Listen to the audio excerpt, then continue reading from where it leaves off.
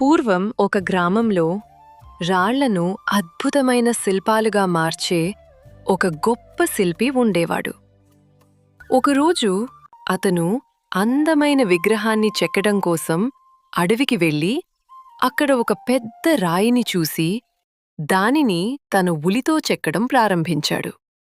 అయితే మొదటి దెబ్బ తగలగానే ఆ రాయి, "అమ్మో, నాకు చాలా నొప్పిగా ఉంది, నన్ను వదిలే" అని ఏడవడం మొదలుపెట్టింది.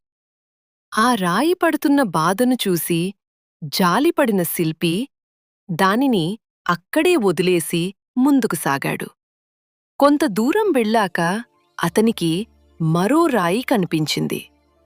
శిల్పి మళ్లీ తన ఉలితో చెక్కడం మొదలుపెట్టగా ఆ రాయికి కూడా చాలా నొప్పి కలిగింది. కాని భవిష్యత్తులో గొప్పగా మారాలనే పట్టుదలతో ఆ రాయి అన్ని దెబ్బలను ఓర్చుకుంది.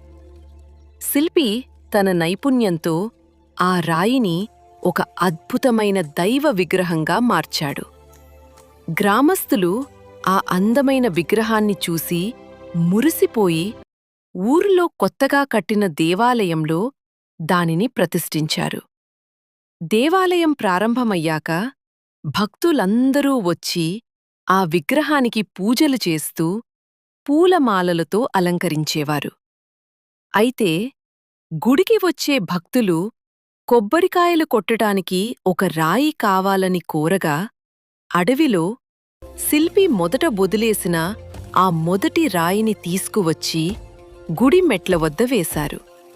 ఇప్పుడు ప్రతిరోజూ భక్తులు లోపల ఉన్న విగ్రహానికి నమస్కరిస్తుంటే బయట ఉన్న రాయిపై మాత్రం కొబ్బరికాయలు కొడుతున్నారు. ఆ దెబ్బలకు తాళలేక మొదటి రాయి విగ్రహంతో తన బాధను చెప్పుకుంది. అప్పుడా విగ్రహం, "మిత్రమా, ఆ రోజు శిల్పి నిన్ను చెక్కేటప్పుడు ఆ కొద్దిపాటి నొప్పిని నువ్వు ఓర్చుకుని ఉంటే ఈరోజు నా స్థానంలో నువ్వు ఉండి పూజలు అందుకునేవాడివి.